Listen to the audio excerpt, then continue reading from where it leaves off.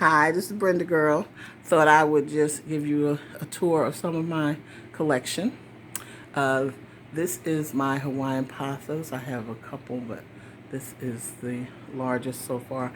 And what I noticed as it started growing is it has one strand of jade pothos in there, and it's so pretty. It really is pretty. And this is my ponytail palm. She is so gorgeous. She's very gorgeous. She's pretty. I really love her. And I just, like with most of my plants, I let her dry out pretty much. And because I water her maybe, she really only needs water once every 6 weeks or so. Even in the summer, she just doesn't need a lot of water unless I put her outside. This, oh, poor fiddle leaf fig. Fiddle leaf fig. Say that 3 times. Treating you like a stepchild, all in the corner. I had some problems with that because what I did was I bought a mister to mist my plants. And for some reason in my house, the humidity or whatever does not behave well, and the plants, and I noticed that several of my plants were developing fungus mold. A mold. That's not, oh yeah, I guess a fungus too. And it killed a few of them. So I had to clean them up, the ones that I could save. And I think I've saved her because I cut, you see, I cut that portions of the, that black, had black like that. They were like, that was all over several plant leaves. And I repotted her. I cleaned off the soil, off the roots as much as I could. I didn't take all of it off. And I put it in new, dry, well-draining soil to help revive her. And it looks like, I think it may have done the trick. This is, let me get over here. That's one of my Monstera Deliciosos. Love them. They're very easy to care for. Another thing, just dry them out. I don't feed them that often. I fertilize because my soil, the soil that I mix my own soil mixture, and I already put worm castings and my own compost, and I put peat moss and perlite. So my plants, I'm giving them a lot of nutrition. So in the summer months, there are some plants that I do feed every time I water them, just because, like my philodendrons and the pothos, but then there's others that I just kind of don't overfeed. They don't need as much fertilizer for my plants don't. And everybody has a different experience. I really admire all the people who have these channels that I learn from, who know all the technical names and really know the species and the genus that the plant comes from and all that. I don't. I know that some are related to others. That's what I know. Anyway, this is my what is this? My lemon lime philodendron, and she's really pretty. That's going to be really pretty when she gets bigger and lush, but I'm just happy to have grown her this far. And this is a heart-shaped philodendron. I have several of these, and I love them. This is a golden pothos that was very leggy. And what I did was I cut off the legs off the larger plant, which wasn't doing very well, and I potted them in separate, I repotted them in separate pots. That's another golden pothos.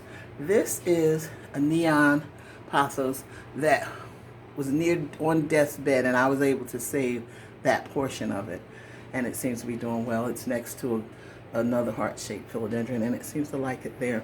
This is a marble. Now that's a marble pothos. I do know the difference, and that's a piece I was able to save because before, up until, let's say, when the pandemic started, I really kind of focused on it from a different perspective on my plants. I was still putting my plants, buying them, putting them in pots that were too big. And for 2 years, this plant was in, it was huge, it was bigger, and it was in a pot, but it was maybe the size of this one originally. And I had it in a pot that was way too big, and it was slowly declining, and I didn't understand what was going on with it. But anyway, I was able to, eventually it just kept dying off, and I was able to save that portion, and I'm propagating some more leaves that I saved, so it'll be a bigger plant once those roots come in. This is one of my arrowheads, and I don't try the Syngonium. I don't try to know which one is which, because I don't know the name of this one from this one. But this is why I started the channel, because I want to learn. And I am learning. I'm learning a lot. Now, this is a Monstera Andersoni. I love that. It's really pretty. And another thing is that up until, I'd say probably a couple years ago, I wouldn't dare get anything other than a philodendron or a pothos, because I knew what to do for them. I didn't know what to do with all the exotic plants, like this Calathea, which is gorgeous. She's gorgeous. But I would have killed her years ago, because I didn't know what to do with them.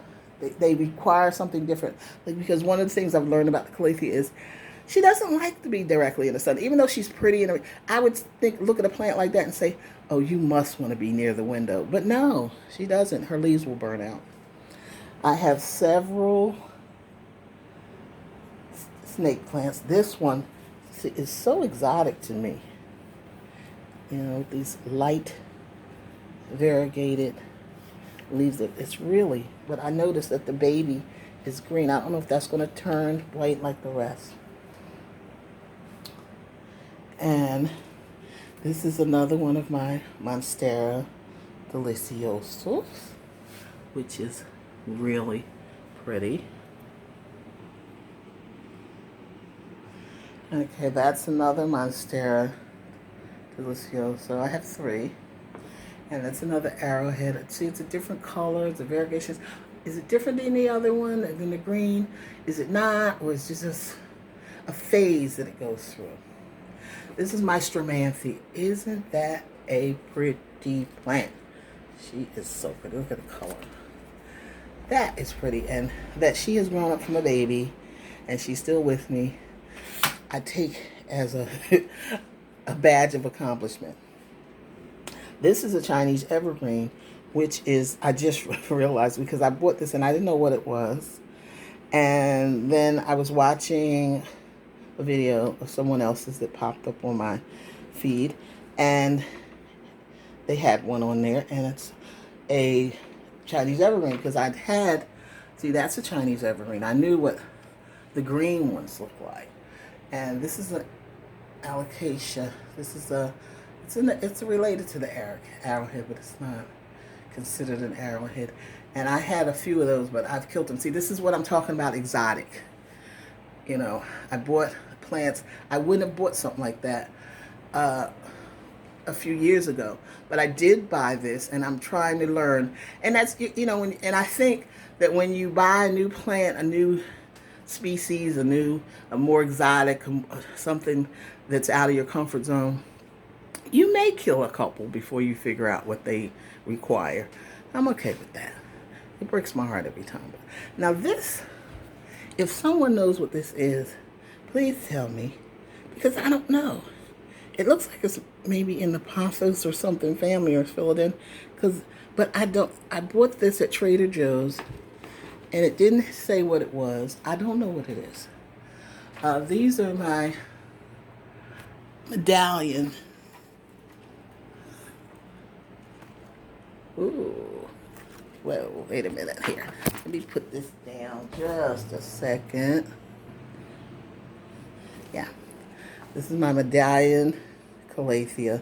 And I see some brown leaves. I'm going to have to give this some attention, because this was doing great. Now, all of a sudden, let me put that to the side and give it some attention.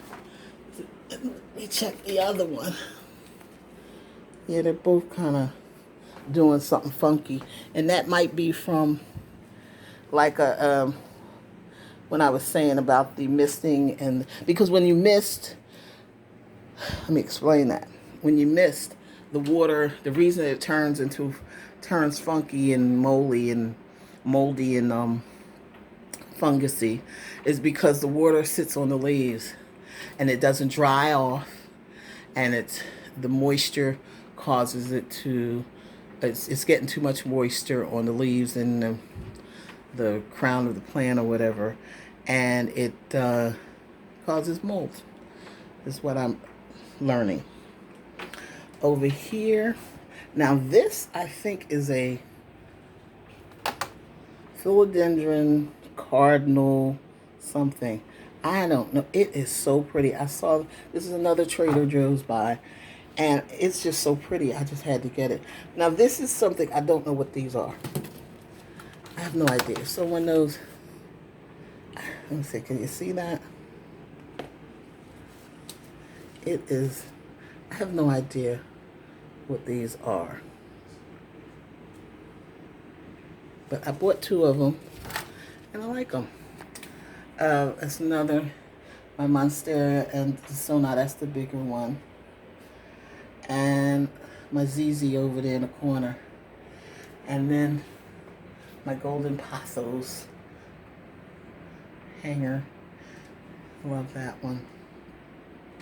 And so that's, I just wanted to show you some. I'm not going to go on the other side of the room because I don't know if the lighting will be good over there. But so I just wanted to show you some of my collection, and to talk, I did talk about how I had a problem with the fungus, so I won't be doing that again, because winterizing your plants it's tiresome and frustrating, because you have to bring the plants in that were outside, and then you have to readapt the plants for winter from summer, even if they were inside. So that's pretty much what I'm doing right now, and I just want to give you a look. And so till next time, subscribe. Just hit that subscribe button, guys. Come on. Anyway, this is Brenda Girl. Until next time, peace out.